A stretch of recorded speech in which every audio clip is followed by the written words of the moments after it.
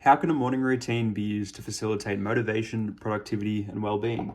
In this video, we'll be exploring the physiological processes involved in a morning routine and how we can optimize our morning routines to maximize the benefits from these processes. And the first most critical aspect of a morning routine is achieving enough sleep every night. Humans require 7 to 9 hours of sleep to feel completely rejuvenated. This is maintained by the circadian rhythm, our body's internal clock, and is also modulated by adenosine, a neurotransmitter that inhibits brain functioning and accumulates through the day as a byproduct of energy expenditure and is recycled overnight in the brain. If we look at Maslow's hierarchy of needs, one of the core fundamental needs for humans before satisfying the higher needs is rest. But achieving more sleep is not always optimal, as if we take a look at the stages of sleep, we cycle between two major phases, being REM and non-REM sleep. Towards the end of that 90-minute cycle, we are in the lighter stage of sleep, stage 1 of non-REM sleep, and waking up during this phase reduces sleep inertia, which is what causes us to wake up feeling tired, as there's residual adenosine in the brain, and cognitive testing has shown that waking up during a deeper stage of sleep leads to more pronounced sleep inertia. Sunlight is also imperative to a morning routine. By achieving early sunlight exposure, we anchor both the circadian rhythm and the natural cortisol spike to the earliest point in the day.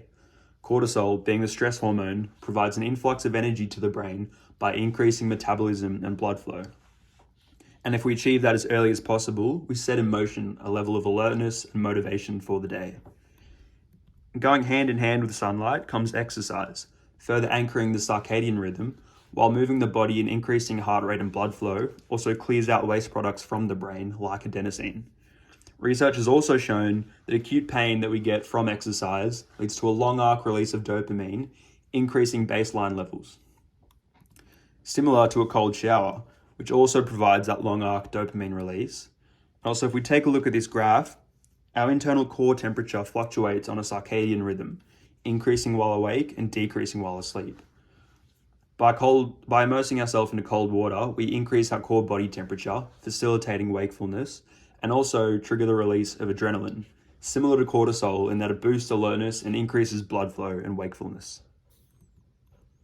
Finally, one of the most common methods to combat morning tiredness is reaching for caffeine, which is effective as it binds to adenosine receptors and blocks adenosine from attaching. However, once this wears off, the adenosine binds with these receptors with greater affinity, causing that afternoon crash, detrimental to productivity. If we delay caffeine intake by 60 to 90 minutes, we allow the adenosine to fully clear out from the brain and avoid that afternoon crash.